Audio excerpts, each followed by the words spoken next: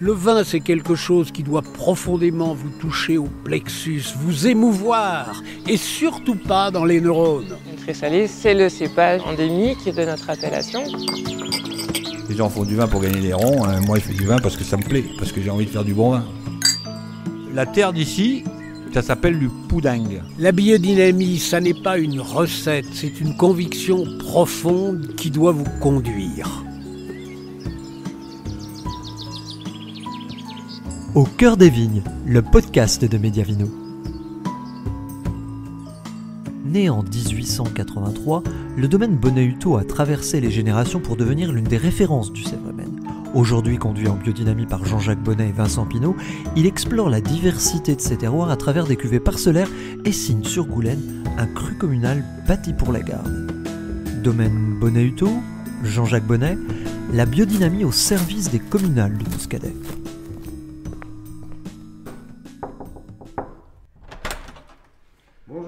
Bonjour, Jean-Jacques. Enchanté. Enchanté, Jean-Jacques. On s'est déjà croisé quelques fois sur des salons. Croisé, je pense, ouais, sur quelques salons sur Paris, autour de Biodivin.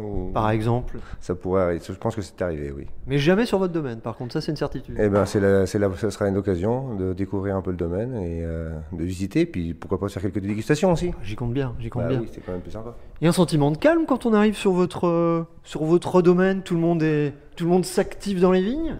Alors en fait, oui, là on est en pleine période encore de travail dans les vignes, travail des sols, les bourgeonnages, ça se termine, on a quasiment fini les palissages. Et puis on travaille de bonne heure le matin, les gars commencent à 6h le matin en ce moment parce qu'il fait chaud. En ce début juillet, oui. Un temps superbe pour la vigne, puis ils vont terminer vers 13h, avant les grosses chaleurs. On essaye de les préserver un minimum, et puis c'est vrai que c'est super plus agréable, c'est d'autant plus agréable de travailler le matin de bonne heure. Le lever du soleil dans les vignes, c'est quand même super agréable. Et puis l'après-midi, on se repose, on va un peu plus en cave. Vous êtes nombreux sur votre domaine ? On est une petite dizaine, enfin on est 8 plein temps sur le domaine à bosser, plus après des saisonniers qui nous renforcent toute l'année. Donc en fonction des périodes, mais période de palissage, période de taillage, période d'ébourgeonnage et bien sûr les vendanges. Donc ouais, en moyenne, on va dire qu'on est une douzaine tout le temps à travailler sur le domaine quand même. Sur quelle surface ? Sur 35 hectares aujourd'hui sur le domaine. Pas mal. Ça fait du boulot, il y a de quoi s'occuper, même si cette année les conditions sont plutôt cool, mais il faut quand même s'en occuper. Donc ouais, c'est pas mal de boulot. Alors un domaine que vous avez repris, que vous avez fait évoluer avec les décennies ? Oui, on peut dire ça. Oui, alors c'est un domaine familial, en effet. C'était mon grand-père qui a créé le domaine, mon père et ma mère qui l'ont vraiment développé. Donc, ils ont créé aussi le nom Bonnet-Huttot. Bonnet, c'est le nom de mon père, Huttot, c'est le nom de ma maman. Donc voilà, rapprochement des. C'est assez logique, oui. Voilà, un couple qui ont créé le domaine, qui ont monté le domaine, qui l'ont développé et que j'ai repris moi tout début des années 2000 avec un frère qui était déjà lui installé depuis quelques années sur le domaine. Donc on a bossé une vingtaine d'années ensemble. Rémi aujourd'hui donc est parti en retraite en 2020, il est un peu plus âgé que moi. Donc oui, domaine qu'on a fait évoluer parce que déjà le démarrage de la bio dès 2005 chez nous, c'est un choix assez rapide. 20 ans de recul sur la question du coup. Eh oui, ça ne nous rajeunit pas. Mais oui, c'est un choix qu'on a fait assez tôt, nous, dès 2005. Et après, la biodynamie qui est arrivée derrière. On en parlait tout à l'heure avec Biodivin. Voilà, tout à fait. Donc 2010, on passe en biodynamie aussi. Ce travail dans les vignes qui est pour nous très important. Respect de la vie, du sol, respect des terroirs, respect de la biodiversité. Et respect aussi on parle souvent de l'environnement, mais dans l'environnement, il y a les hommes. Donc respect aussi de l'humain, des gens qui bossent avec nous, de nos consommateurs aussi. On essaye de donner des produits, des jolis produits avec des jolis profils et qui soient respectueux de la santé aussi de nos consommateurs. Et puis aussi évolution au niveau de la structure même et des terroirs même du domaine, parce qu'on est passionné de terroirs sur le domaine, on est passionné de la diversité, de la richesse, de la mosaïque de terroirs que l'on peut trouver dans l'appellation du Muscadet. Et c'est vrai qu'on n'avait pas envie de se restreindre à juste les terroirs que nos parents nous avaient légués.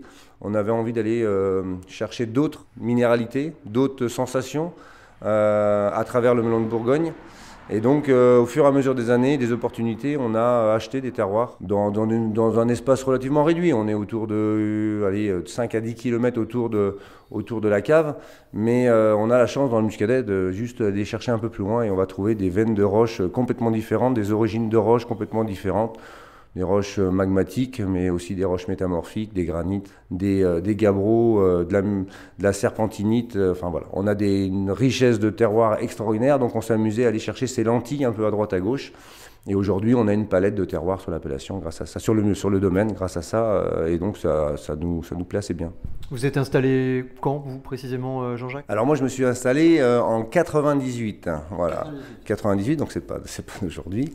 Ça commence à remonter un peu. 98, donc très rapidement, nous, c'était vraiment un choix d'aller vers la qualité. Mon frère avait déjà fait un gros travail à ce niveau-là, d'essayer de sortir. Des muscadets en 98, on est loin. Les muscadets, il y a encore beaucoup de choses à faire pour. C'est la question que j'allais vous poser. Est-ce que votre regard depuis 98 a évolué sur toutes ces problématiques que vous m'évoquiez, ou toutes ces géologies?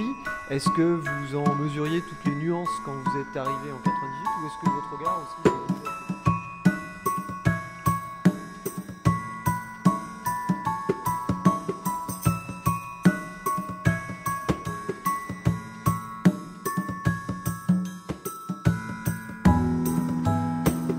C'était un reportage de Fabrice Tessier, journaliste vin, mixage Nolwenn Moquet. Ce podcast vous est proposé gratuitement par Mediavino. Si vous souhaitez découvrir nos prochains reportages en exclusivité et en intégralité, abonnez-vous sur mediavino.info. Vous recevrez chaque lundi à midi un nouveau podcast ainsi qu'une vidéo, une interview et un édito. Mediavino, voyage au cœur des vignobles pépites.